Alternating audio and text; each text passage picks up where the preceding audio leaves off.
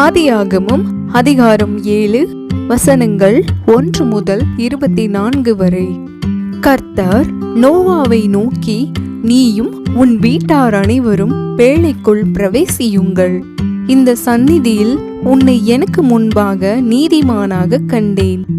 பூமியின் மீதெங்கும் வித்தை உயிரோடை காக்கும் பொருட்டு நீ சுத்தமான சகல மிருகங்களிலும் ஆணும் பெண்ணுமாக எவ்வேலு ஜோடும், சுத்தமில்லாத மிருகங்களில் ஆணும் பெண்ணுமாக ஒவ்வொரு ஜோடும், ஆகாயத்து பறவைகளிலும் சேவலும் பேடுமாக எவ்வேலு ஜோடும் உன்னிடத்தில் சேர்த்துக்கொள்.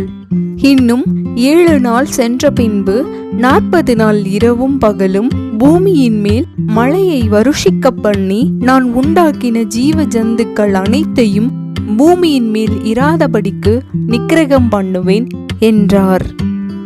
நோவா தனக்கு கர்த்தர் கட்டளையிட்டபடியெல்லாம் செய்தான்.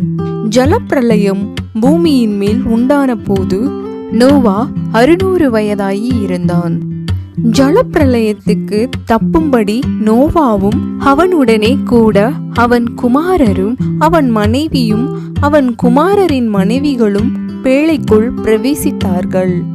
தேவன் நோவாவுக்கு கட்டளையிட்டபடியே சுத்தமான மிருகங்களிலும் சுத்தமில்லாத மிருகங்களிலும் பூமியின் மேல் ஊறும் பிராணிகள் எல்லாவற்றிலும் ஆணும் பெண்ணும் ஜோடு ஜோடாக நோவாவிடத்தில் பேழைக்குட்பட்டன. 7 நாள் சென்ற பின்பு பூமியின் மேல் ஜலப்பிரளயம் உண்டாயிற்று. நோவாவுக்கு 600 வயதாகும் வருஷம் 2 மாதம் 17 தேதி ஆகிய அந்நாளிலே மகா ஆழத்தின் ஊற்று கண்களெல்லாம் பிளந்தன, வானத்தின் மதகுகளும் திறவுண்டன. 40 நாள் இரவும் பகலும் பூமியின் மேல் பெருமழை பெய்தது.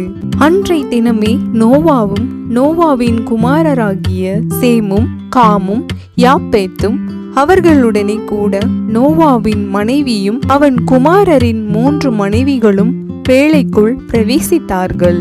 அவர்களோடு ஜாதி ஜாதியான சகலவித காட்டு மிருகங்களும் ஜாதி ஜாதியான சகலவித நாட்டு மிருகங்களும் பூமியின் மேல் ஊறுகிற ஜாதி ஜாதியான சகலவித ஊரும் பிராணிகளும் ஜாதி ஜாதியான சகலவித பறவைகளும் பலவிதமான சிறகுள்ள சகலவித பட்சிகளும் பிரவேசித்தன.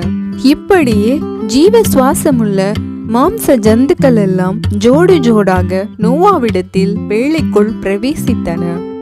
தேவன் அவனுக்கு கட்டளையிட்டபடியே ஆணும் பெண்ணுமாக சகலவித மாம்ச ஜந்துக்களும் உள்ளே பிரவேசித்தன. அப்பொழுது கர்த்தர் அவனை உள்ளே விட்டு கதவை அடைத்தார். ஜலப்பிரளயம் 40 நாள் பூமியின் மேல் உண்டான போது ஜலம் பெருகி பேழையை கிளம்ப பண்ணிற்று. அது பூமிக்கு மேல் மிதந்தது. ஜலம் பெருவெள்ளமாகி பூமியின் மேல் மிகவும் பெருகிற்று.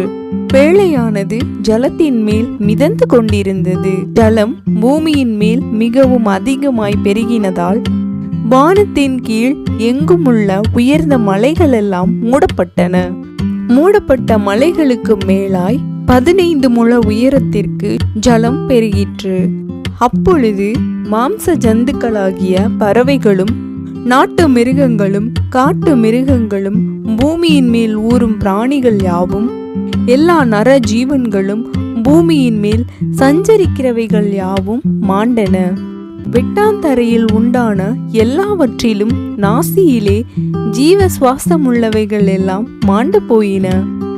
மனுஷர் முதல் மிருகங்கள் ஊரும் பிராணிகள் ஆகாயத்து பறவைகள் பரியந்தமும் பூமியின் மேல் இருந்த உயிருள்ள வஸ்துக்கள் யாவும் அழிந்து அவைகள் பூமியில் இராதபடிக்கு நிக்கிரகமாயின. நோவாவும் அவனோடே பேழையில் இருந்த உயிர்களும் மாத்திரம் காக்கப்பட்டன. ஜலம் பூமியின் மேல் 150 நாள் மிகவும் பிரவாகித்துக் கொண்டிருந்தது.